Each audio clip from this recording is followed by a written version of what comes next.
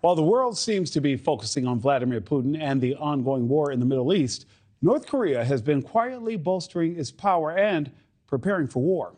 In the past 5 weeks, there has been a resurgence of missile tests which use the garner national headlines, but have been largely ignored given the other conflicts around the world, especially by China and Russia, who have grown closer with Kim Jong Un as their relations with the U.S. have continued to deteriorate. Russian soldiers were just recently seen using some of North Korea's short-range ballistic missiles in their war against Ukraine, and now Kim Jong Un's intentions seem to be getting more clear, announcing his regime is no longer seeking a reunification with his neighbors to the south, ordering his country to prepare for war and destroying the arc of reunification. For more on the threat of an unchecked North Korea, I want to welcome in author of Nuclear Shutdown, North Korea Takes on the World and the Coming Collapse of China, Gordon Chang. Gordon, the idea of Kim Jong Un being unhinged is nothing new, but do we believe that, that he's possibly preparing for some type of conflict? Many Korea experts actually think that he has made the strategic decision to go to war. In January, 2 American analysts of Korea, Robert Carlin and Siegfried Hecker, actually wrote an influential article and said that Kim had actually decided that he is going to fight.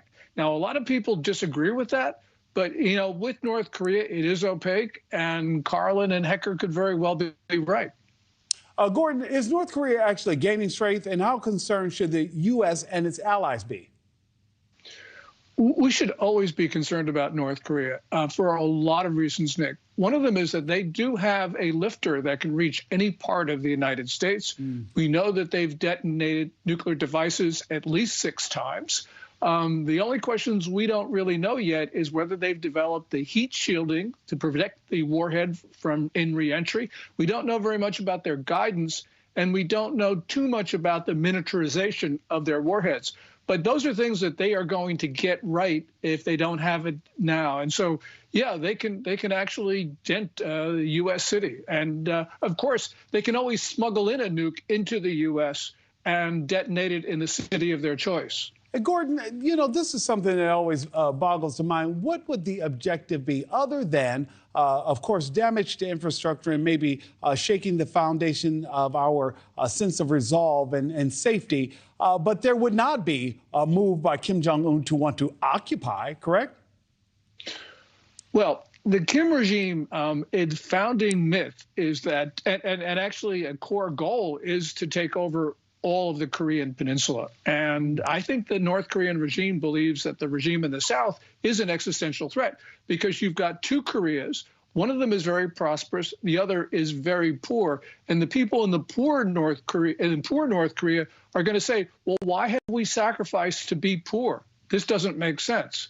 So at some point, the Kim regime does have to take over South Korea if it wants to have a long-term future. And, you know, the North Koreans, just in general, going back to founder Kim Il-sung, had said, you know, if we're going to die, we're going to take everybody with us. And now the Kim regime has the implements of war to take the world with it.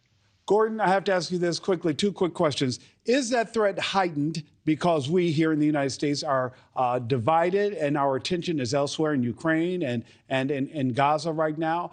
Is this making it the opportunity ripe for Kim Jong Un to team up with others to attack the United States? And a short-range ballistic missile produced by North Korea and recently used against Ukraine by Russia had many originating parts from the U.S. Does this raise concerns over ballistic missiles and developments? Yeah, well, first of all, we need to have much tighter sanctions on our technology. We have sanctions, but we don't really enforce them. And on your first question is, yes, this is a much more dangerous world right now. And as you point out, Russia and China are cooperating, and that very well means that North Korea can bolster them, and they could use North Korea to attack Japan, South Korea, or even the United States. Gordon Chang, once again, breaking it all down for us and not necessarily making us feel a little bit easier about things, but definitely sounding the alarm. Gordon, thank you. Thank you for watching. Go to newsnationnow.com to find News Nation on your television provider. And don't forget to click the red subscribe button below to get more of News Nation's fact-driven, unbiased coverage.